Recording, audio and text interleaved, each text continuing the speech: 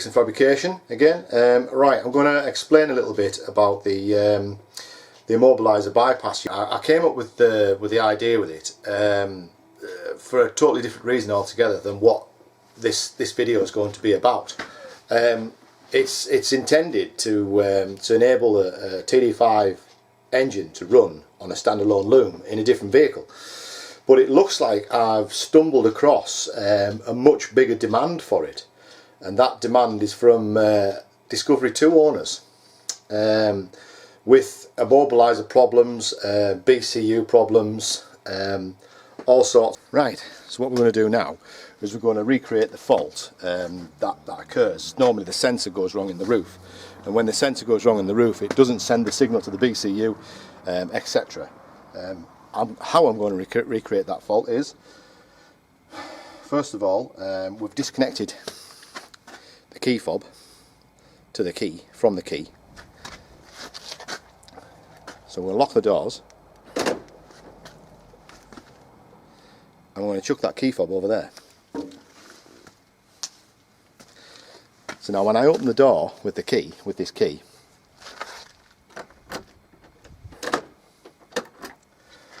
there has been no signal to the roof. The BCU now thinks that somebody's trying to enter the vehicle, and as soon as I open this door the alarm will go off. And then when I put this key in the ignition and then try and start it,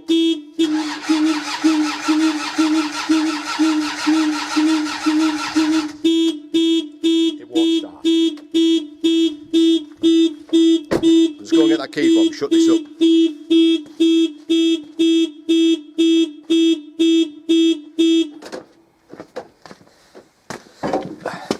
Maybe it wasn't such a good idea to throw it so far. Right, okay. So now we'll fit the immobiliser bypass. So now the car's immobilised basically because it hasn't got all the things in you know, there's a fault somewhere. We've recreated a fault or opened it under the circumstances that it doesn't like to be opened. So we'll fit the bypass unit and see what happens then. Right, so here we go. So here's the ECU. There's the little bypass box, as I explained before in the earlier video, and the bypass box needs to connect to a good earth. The white wire goes to the signal to the ECU, and the red wire needs to go to the ignition wire to the ECU. Right, so disconnect the battery. It was already loose. Chop that down out the way. Right, pull the ECU out.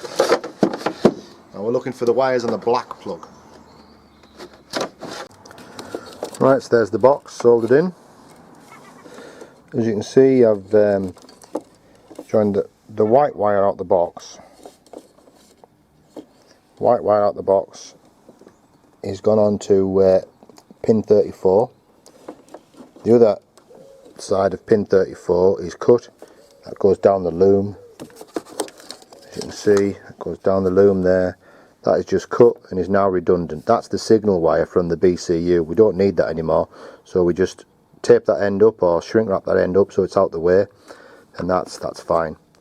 So the white wire, the signal wire coming from the box, is going into the ECU on pin 34. The little box is getting its power because it's spliced into pin 33. As you can, let me get my little marker. So that there is pin 33, and I've come up here and I've spliced it where you can see that goes to the box, and that obviously that wire goes down to the ignition. So when the ignition's switched on, this wire becomes live, therefore powers the box up. Then that sends the signal down the white wire to pin 34 on the ECU. Now all we need to do is earth this black wire for the box, and then we're ready to go. Right, so that's it all away now. So the ECU's back in. I've taped the wire up, shrink wrapped all the connections up. I didn't have the any connectors, so I've just stuck it in there for now. It's only for demonstration purposes, this obviously. I'm sure you'll do a better job, I mean. But yeah, it should have a connector on there. So battery's on, that's all away. Let's get some tools put away, get the nanocom out, recode the ECU to recognise this new little box, and then see what happens there. Right, so now we need to relearn the code, the ECU, the code that little box puts out to the ECU, make the ECU recognise it. Now all my boxes give out the same code. If you don't have a nanocom, don't worry, because there's another solution. What you can do is actually send the ECU to me. I can code it and then send it back to you to recognise it with the box. So if you wanted to buy one of these boxes off my website, just buy the box and then send me an email, and obviously I'll recognise that you're going to send the ECU to me. Send the ECU with your order number.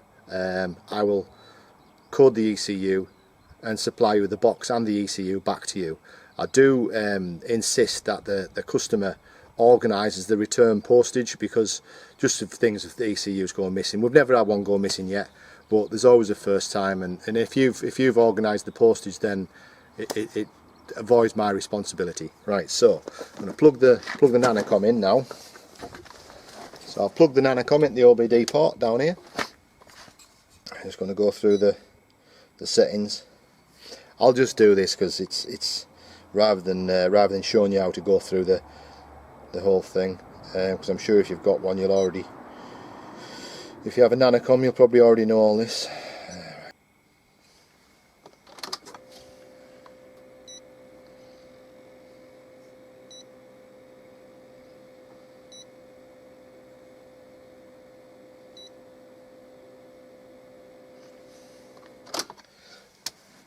And that's it done.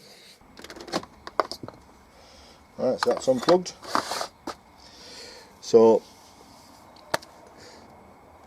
now when you turn the ignition on, that little box will power up, send out the signal generated.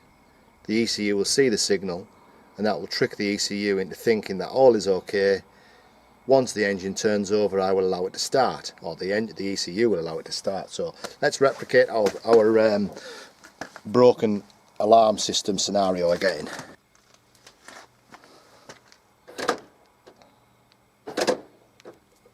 Right, so door's locked, key fob over there.